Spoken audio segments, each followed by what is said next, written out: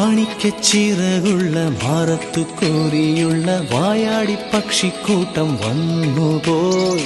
കാടൊന്നു കാണാനായി കൂടൊന്നു കൂട്ടാനായി ആകാശപ്പുഴ നീന്തി കുതിച്ചുപോയി.